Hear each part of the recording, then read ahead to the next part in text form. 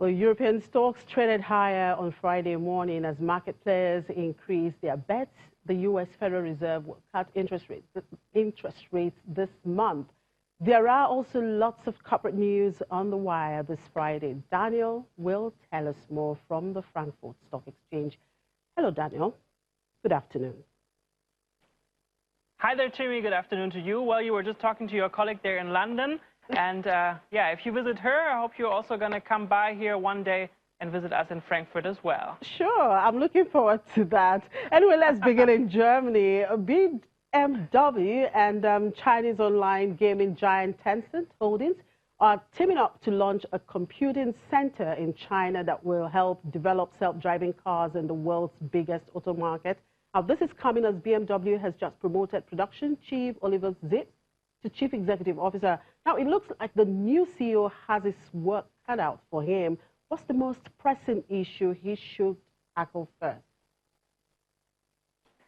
Yeah, exactly. Well, the announcement was made yesterday in Spartanburg in the United States, and that's quite surprising because the headquarters of BMW, we know that, is located here in Bavaria, in Munich. Well, Spartanburg is one of the 31 factories of BMW and probably the most modern car factory in the world. So all of this was announced by the board in the city, in a country where BMW is fearing to be sanctioned with very high car tariffs of the Trump administration. So the symbolic for such an important announcement is also quite obvious. There, Oliver Zipse, he knows every factory of BMW very well. Many things have gone wrong at BMW during the last years. The share price under the leadership of the former CEO dropped by 38%.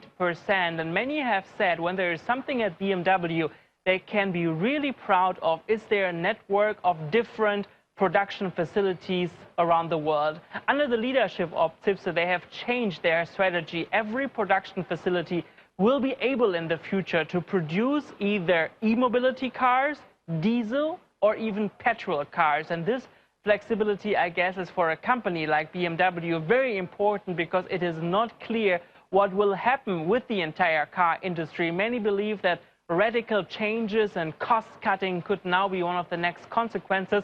All of this is certainly making employees at BMW a little bit nervous at the moment. So lots of things that are now on the desk of the new CEO of BMW. On the other hand, Boeing is to spend almost $5 billion compensating airlines that have been affected by the grounding of the 737 MAX. It seems this is going to be very expensive for the company. How big is the disaster for Boeing?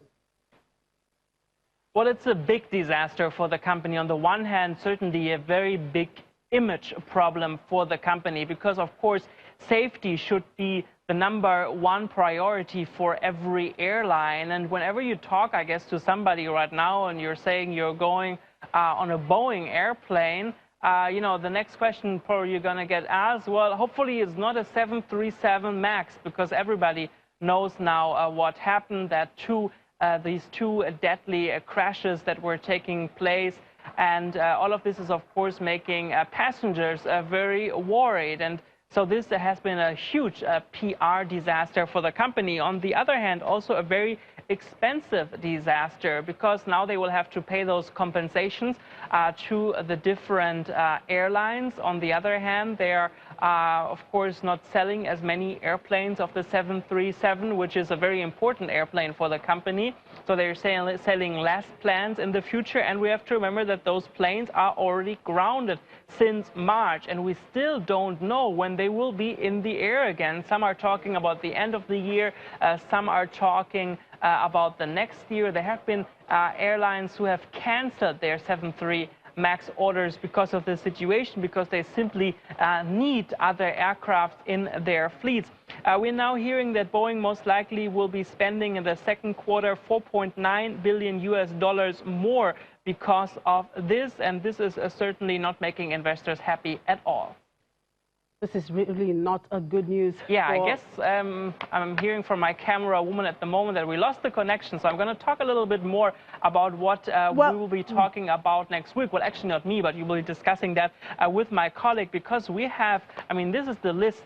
So much corporate news will be digested during the next week. BASF, for example, will be providing their quarterly numbers. Then also Deutsche Bundesbank. Then in the United States, Visa, Snap, of course, always very interesting when you talk about the internet companies. Then very interesting here also on the German market, Deutsche Bank, Germany's biggest lender, will provide their quarterly numbers. We have to remember that Deutsche Bank has just in the last weeks announced drastically changes inside of the company, that their investment banking is not going to be continued. And then we just talked about Boeing will be also releasing their numbers. Certainly very interesting what all of this is now going to mean for the company regarding the 737 airplanes that are not anymore, or at least not for the moment, in the air. Well, that's it. Thank you very much for this week. We're not hearing each other at the moment. At least you're just hearing me. A happy weekend, and see you again very soon. Thank you, Daniel, and thank God it's Friday. We'll look out for those stories and follow up on them.